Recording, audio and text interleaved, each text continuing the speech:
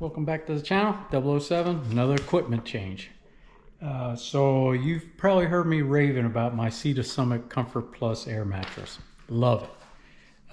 I had another air mattress that I was going to switch out in the summer because I just thought it didn't have the R value that my Sea to Summit did. But I pulled it out because I'm pushing 2 weeks. I thought, maybe I'll just take the summer one now.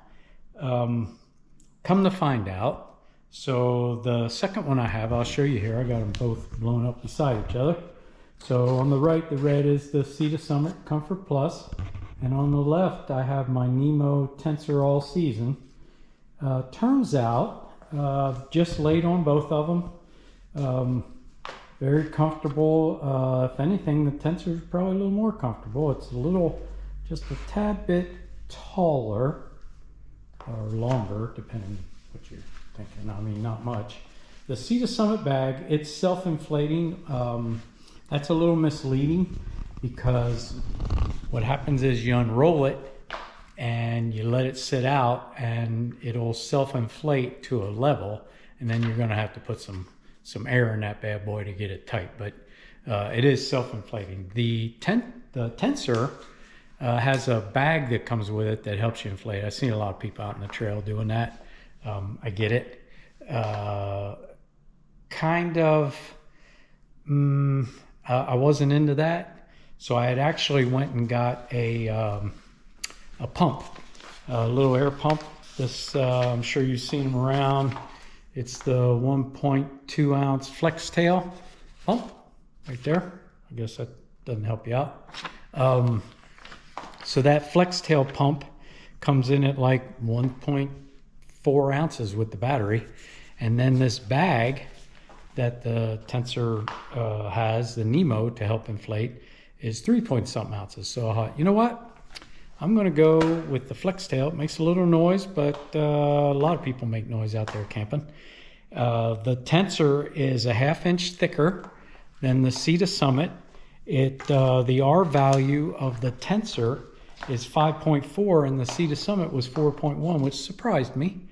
The big difference, other than I laid on both and they're both comfortable, is 14 ounces for the Nemo Tensor and 3 pounds for the Sea to Summit. So I just shed 2 pounds right there just switching air mattresses, and I'm actually pretty happy about that.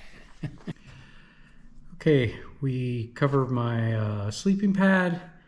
Another area I'm shedding a little bit of weight and making some changes is my electronics. So on my shakeout, I used just one battery on my GoPro, and I was pretty happy with that. My Garmin InReach can last 5 days with no problem. I did go 7 days at one point, and I did have to charge some things up, but here's kind of where everything settles in. After doing 5 days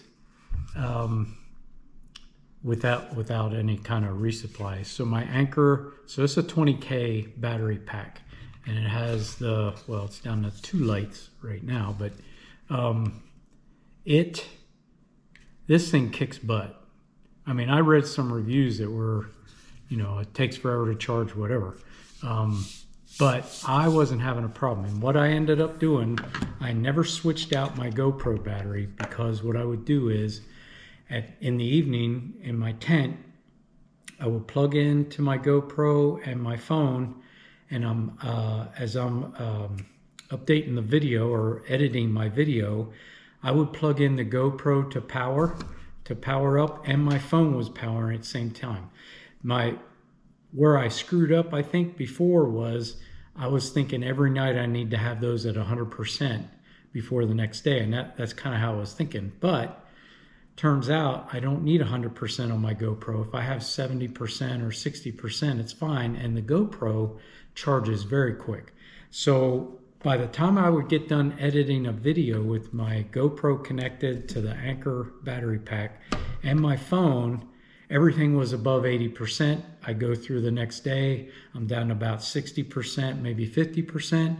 hook it up at night while I'm editing my video. Everything charges back up to 80%. And this thing, after 5 days, I still had 2 bars. So I feel pretty confident with that.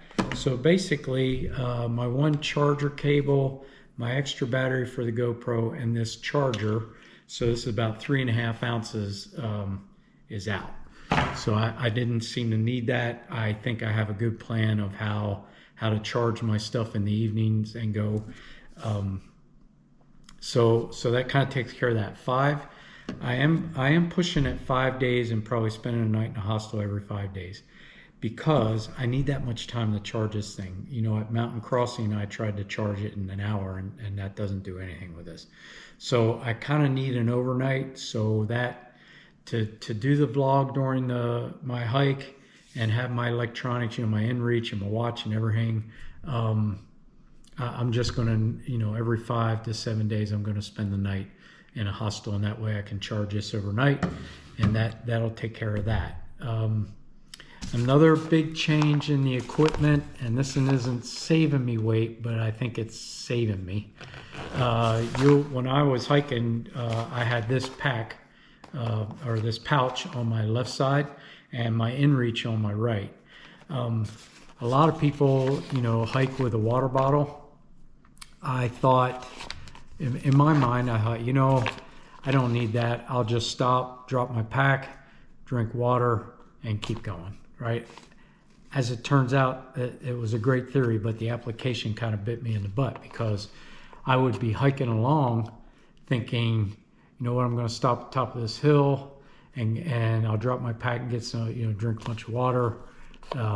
And it would end up, I wouldn't stop there because I didn't want to drop my pack, and I wanted to keep going and make miles. And so I kept pushing, and in the end, I would go a couple miles without drinking water, and I was thirsty and needed to, but I wasn't. So what I decided was this pack, which it held my sunglasses and my reading glasses. My reading glasses will be in the top pouch of my pack.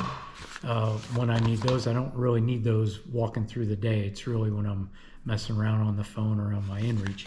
And I went and got a Z-Packs bottle holder. This will be on the left side with a small water bottle. That way I am hydrating better while I walk. I think that had a lot to do with how I was feeling through the day. So I am putting a water bottle on that side, and I'll have my inReach on the other, and the Hyperlight basically glasses holder is going to stay back here. So that's another change to my equipment. So another change is my OR booties. These bad boys, I had them on the Art Lobe. Really thought I would need them. Turns out I only really wore them one night, and that was the night that I was drenched. Kept them on that night, but every other night, I have a dry pair of socks I keep in my bag that I put on at night. Between those and most nights I was taking those off, I was just too warm in my bag. So these weigh about 10 ounces together. So yeah, these aren't going to go back out with me. It's 2 weeks later. I know I'm taking a little bit of chance, but I'll make something work if it gets real cold, a night or two. I do have my puffy jacket I can wrap around my feet or something if I need to. But like I said, out of 10 days, I only wore these one night, all night, and that was the night I was drenched from walking in the rain all day, and it was, below 40 degrees, and it just sucked. But other than that, every night, even when it was under 30, I would take my socks off. These came off right away, too hot, and then take my socks off in my bag because my feet were fine. So I'm going to leave these behind as well. All right, so my last big equipment change, there's a couple little things, and I'll probably talk about those out on the trail, nothing crazy. But so, I have my Merle Moab 3s, love the boot, but I had some issues with, and mainly with my right foot being, tight across the toe box here.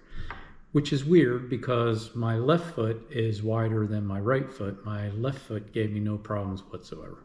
So it was only my right foot and this right foot. And so we had conversations out there on the trail as you do when you're hiking by yourself. I've followed a couple guys that, you know, were talking to their feet, and there I am out there, and I thought, wow, I'm doing the same thing. So anyway, so I did go into the Outfitter 76 there in Franklin, and I talked to them a little bit before I left to get off trail, just about why, you know, the toe box seems so small on the one. Come to find out, I thought they would try to talk me into a trail runner or something like that. Nothing wrong with my shoe. He had me loosen up the laces a little bit here in the toe box and tighten up at the ankle, which I'm not positive that's it, but I'm hopeful. Now I will tell you, I am changing something, and I don't know for sure if it's going to work, but I do know this. If I go with exactly the same thing I had last time, I'm going to have some issues, because I was getting hot spots under my big toe on both feet and on my heel on both feet. Ended up getting a blister under my big toe on my right foot, and was getting really close on the left foot as well. So I decided, I mean, I could go back out and take a chance, but you know, that's just not me. So I had, so I went to Superfeet, and I had these inserts that I put in to my Moabs, and I didn't really walk much with it before that. So I'm going to take those out, and I'm going to put the ones that came with the shoe back in.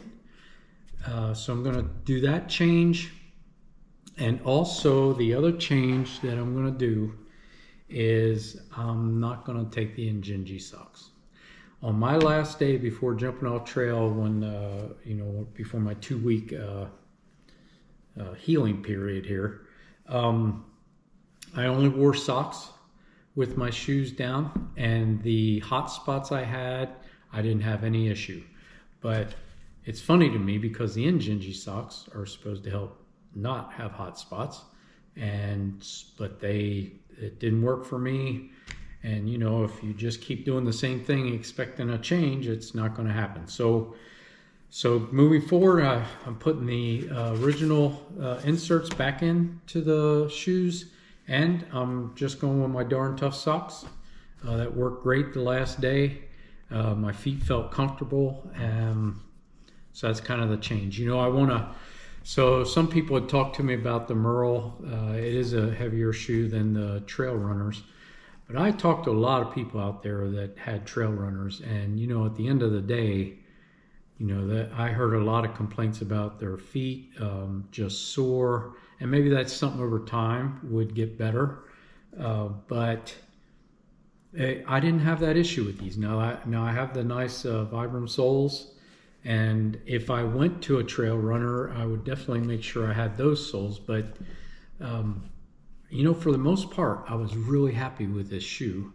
And I like the ankle support, and so I'm going to stay with that. And we'll see how it goes. I will, you know, I've got some K-tape for blisters, a couple other things little tweaks that I did. I had some old moleskin from years ago, and you know, moleskin, after a couple of years, the sticky part doesn't work too well, so it was popping off every time. And then I put some K-tape on that somebody lent me, and that worked out great. And so I was pretty happy with that.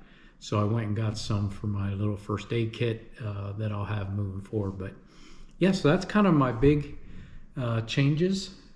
Going back out, I'll be back out there in less than 5 days here. So pretty excited to get back on trail, and hopefully everything works out here, and we can keep going on to Maine. So if you like what you see, please hit the like button, hit subscribe, and look forward to having you come along on our journey to Maine.